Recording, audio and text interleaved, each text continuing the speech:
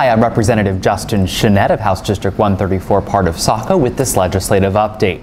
As most of you know, we are wrapping up the session. We have to go back on July 9th to wrap up the record number of vetoes from Governor LePage. I mean, this was a record number of vetoes this session. It seemed like almost every day we were having to deal with more and more vetoes for random reasons. So we're going back on the 9th to deal with that. But the budget is passed, and this is what the document looks like. The over 700 pages of budget going line by line. So if anybody wants to read it, just let me know. And what I found interesting really going into the budget debate on the House floor was this idea that, you know, I was trying to read this document and people were like, why are you reading the budget? Well, I want to know what's in it before I'm voting on it. But not everybody goes line by line through this. Not everybody reads the budget before they vote on it. They get the talking points from both sides and they're expected to vote on it. The rationales that you tend to hear every budget cycle, every biennium, is you should vote for this budget because it's a bipartisan proposal. You should vote for this budget because the looming state shutdown could happen. Well, you're going to find that every 2 years because guess what? There's Democrats and Republicans on appropriations. It's bound to have some bipartisan proposals in it. You're bound to have the potential of a state shutdown because guess what? July 1st is always the start of the new fiscal year. So to me, those aren't good rationales. I want to be able to vote for this budget because it's good public policy, and that should be the rationale consistently through every piece of legislation. Is this good public policy? Is this going to actually help people on Main Street get a job, afford health care, be able to send their kids to college, so on and so forth? Now, there are good pieces in this budget and there are not so good pieces in this budget. If I was to vote on individual pieces within this, I probably would not vote for it. But overall, as a comprehensive package, I voted for this budget because it's the best alternative. It restores 2/3 of municipal revenue sharing. Now, this whole municipal revenue sharing conversation really was a distraction. The governor put it in his initial budget that we're going to completely gut municipal revenue sharing. Now, this is the percentage of taxes that goes from the state back down to the local municipalities, like Saco, like Old Orchard Beach, like Biddeford, for instance, that rely on municipal revenue sharing to pay for essential programs and services like police, like fire. These are things that are critical. And when you completely gut it, that's not good. And we've actually seen a consistent decline in the amount of funding for this program. So to completely eliminate it would cripple communities and would have to force a property tax increase. Now, as we've been seeing with our local municipalities, Saco is a great example, with an 18% increase, both from a school side of things and from a municipal side of things. We can't afford any more property tax increases. I'm already seeing signs pop up on the side of the street, you know, people selling their homes because they can't afford to live here.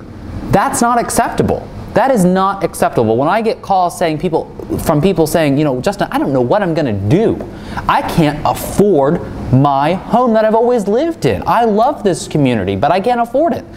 We have to find a balance between cutting wasteful spending and raising revenue. Now, raising revenue is a convenient way for politicians to say raising taxes or raising fees. Let's not confuse that conversation. Let's be honest and real about that. But we also have to recognize that we can't gut complete programs. Now, what this budget also does is says, you know what, we have to have the Drugs for the Elderly program. The Republicans completely wanted to eliminate this program. There were debates on the House floor that said we should not be having seniors afford their medication. They need to do it on their own. That's not acceptable. When I get calls from seniors saying, you know what, you're going to sign my death warrant if you cut this program. That is not something that is a value that I share. That is not something that I feel like is a value that this community or this state shares. We treat our seniors with respect and dignity. They deserve to be able to afford their health care. That should be a God-given right. And that's just a value that I share. But this budget restores that program. So I think finding a balance between cutting wasteful spending, which could include spending $12,000 on buying bottled water for agencies. Now that might only be $12,000, but that's a step. I even put in a bill to cut my own legislative pay, which would have saved the state $300,000 a year. $300,000. Again, a drop in the bucket when we're talking about a $6.3 billion budget, but nonetheless, we have to treat a dollar as it is, a dollar. It adds up to real money. We could have saved the state $12.5 million every year, if we moved to a unicameral legislature, which essentially would eliminate the Senate, but would make our legislature run more efficiently, and we would actually get some stuff accomplished. Because more often you hear up in Augusta, oh, well, we're sending it to the Senate to die. It passes in the House, it fails in the Senate.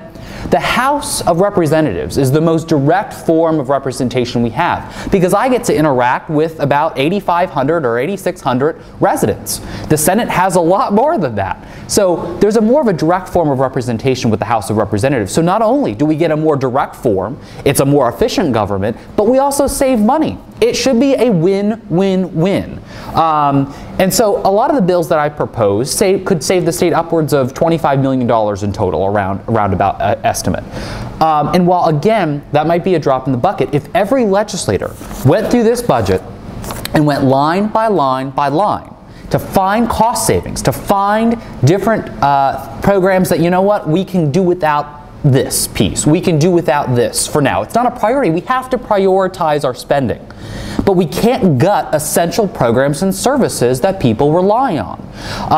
But the process is what's getting in the way of progress. And that's what I found as a newbie, as a new representative, is that the process is getting in the way. The Democrats could be in power, the Republicans could be in power, it doesn't matter. But the process is like, wait, rush, rush, rush. And the process is limiting our ability as legislators to go through this budget line by line, because the amount of power that a handful of people have on appropriations is really where it all exists. A handful of people get to decide what's in this 700-page plus document, and we have to just kind of go along with it. And while it's a little bit different than that, I have the utmost respect for those on appropriations. They literally work around the clock. They get no sleep. They don't eat, hardly, unless we bring them goodies. And so I have the utmost respect for them. It's not them, it's the process. It's like on my own committee, the State and Local Government Committee. I found millions and millions of dollars in cost savings, but nobody wanted to listen to it. Why are you going through it line by line? Well, why are we voting on it? Why even have individual policy committees if we're not going to actually treat it as not just a strong recommendation? So I have some major problems with how we're doing business in Augusta, and it has nothing to do with which party is in power. It has everything to do with reforming how we do business in order to get a 700-page document that looks a heck of a lot better than it is right now. And getting to a point where we can set aside the party differences and actually do good for people. And not just focus on short-term gains, but actually long-term solutions to the problems that we face. I don't want to keep having to deal with, oh gosh, we got to fill this hole here. We got to deal with municipal revenue sharing because the governor wanted to distract us. Oh, we got to pay the hospitals. Oh, we got to do this. Well, who's talking about the long-term economic viability of the state's economic engine? Anybody?